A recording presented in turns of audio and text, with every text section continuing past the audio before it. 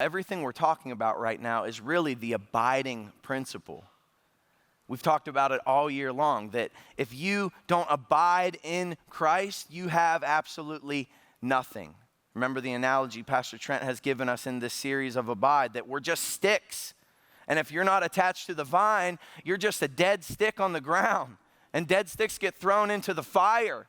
And yet if we abide in Christ, we can draw strength from the source of all strength. John 15 puts it this way: just as a branch cannot bear fruit unless it abides in the vine, neither can you unless you abide in Christ. And so check out the text. It says, be strengthened. Be strengthened.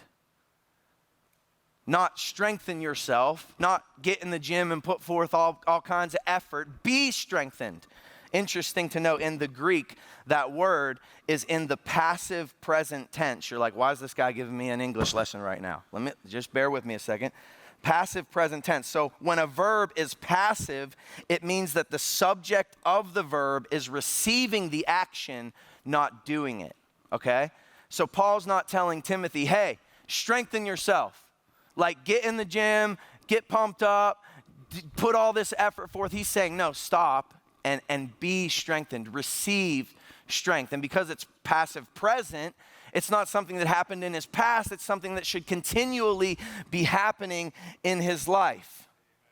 Thus, Paul is saying, Timothy, you need to constantly be receiving strength, and God is ultimately the strengthener. We are just the recipients of his strength. And how do we receive this strength? Some of you are probably asking that. How do we receive this strength? Verse 1, be strengthened by the grace that is in Christ Jesus. Timothy, the mission ahead of you is going to take great effort on your part, but don't forget grace. Timothy, the mission ahead of you, you're going to have to put forth some serious endurance for the sake of Christ, but don't forget grace.